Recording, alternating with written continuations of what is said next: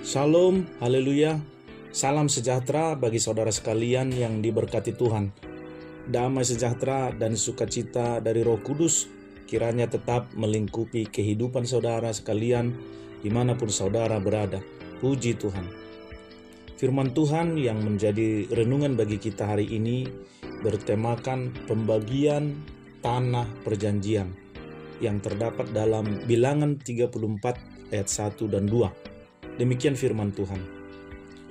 Tuhan berfirman kepada Musa, "Perintahkanlah kepada orang Israel dan katakanlah kepada mereka, apabila kamu masuk ke negeri Kanaan, maka inilah negeri yang akan jatuh kepadamu sebagai milik pusaka, yakni tanah Kanaan menurut batas-batasnya."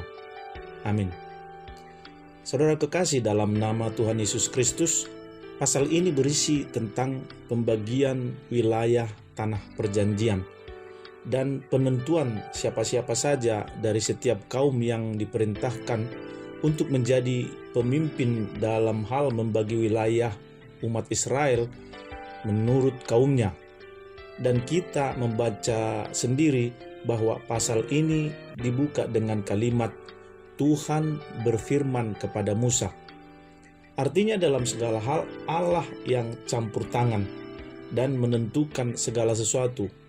Allah sendiri yang menentukan siapa saja di antara setiap kaum yang akan menjadi pemimpin setiap kaum untuk membagi tanah perjanjian itu menjadi milik pusaka mereka. Dan batas-batas daerah masing-masing kaum itu Allah sendirilah yang menentukan. Semua terperinci dengan jelas, kaum mana menjadi pemilik daerah yang mana. Semua Tuhan sebutkan kepada Musa untuk disampaikan kepada seluruh umat Israel. Penentuan pembagian wilayah ini sepertinya sesuatu hal yang sangat melegakan bagi umat Israel yang sudah sekian lama hidup dalam pengembaraan di padang gurun. Pembagian tanah perjanjian ini merupakan pengharapan akan sesuatu, hasil akhir dari perjalanan yang melelahkan bagi mereka. Masa peristirahatan dari suatu perjalanan yang melelahkan, dari suatu pengembaraan di padang gurun yang begitu banyak tantangan dan rintangan.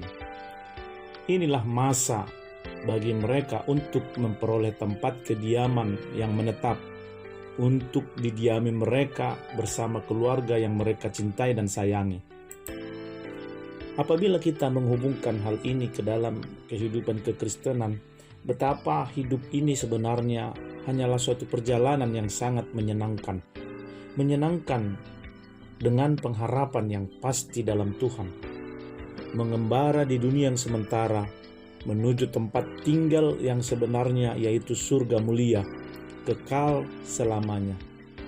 Kehidupan kita di dunia ini hanyalah kehidupan sementara. Akan tiba masanya kita mendapatkan tempat perhentian kekal yang Tuhan sediakan dan akan bagikan kepada kita sebagai tempat perhentian dan menjadi tempat tinggal sebenarnya menurut janji Tuhan kepada setiap orang percaya.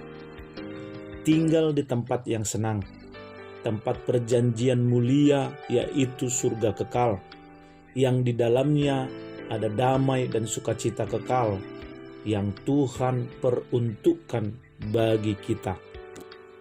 Bagi kita umat percaya yang masih hidup dalam penantian ini, mintalah kekuatan kepada Roh Kudus untuk kita dapat bertahan dalam kehidupan sementara ini. Ketika Roh Kudus bekerja, kita akan kuat dan bertahan seperti Raja Wali yang terbang tinggi dengan kekuatan sayapnya, menantikan kedatangan Tuhan dengan surga mulia yang sudah disiapkan bagi kita.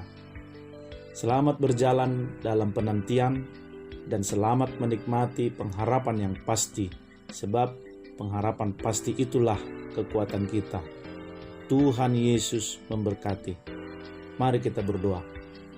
Bapa yang baik, yang kami sembah di dalam nama Tuhan Yesus Kristus, Kami datang kepadamu menyampaikan ucapan syukur kami yang tidak terhingga karena segala kebaikan-Mu. Terlebih untuk kesempatan kali ini, Engkau masih memberikan kesempatan yang baik bagi kami untuk menikmati firman-Mu sebagai renungan dalam hidup kami. Dan renungan ini menjadi penuntun dalam hidup kami untuk menjalani kehidupan sebagai umat percaya yang merindukan tanah air baka, yaitu Yerusalem baru, yang Kau sediakan bagi kami umat pilihan-Mu. Dan saat Engkau datang sebagai Raja, tempat itu sudah tersedia bagi kami, untuk kami diami di dalam kekekalan. Terima kasih Tuhan. Terpujilah nama-Mu, kekal untuk selama-lamanya. Haleluya. Amin. Saudara kekasih dalam nama Tuhan Yesus, demikianlah renungan hari ini. Biarlah Roh Kudus senantiasa yang bekerja dalam kehidupan kita, supaya lewat Roh Kudus kita hidup berkenan di hadapan Allah dan menjadi pemilik tanah perjanjian kekal yang disediakan Tuhan bagi kita. Sampai bertemu kembali dalam program Renungan Harian berikutnya. Tuhan Yesus memberkati. Amin.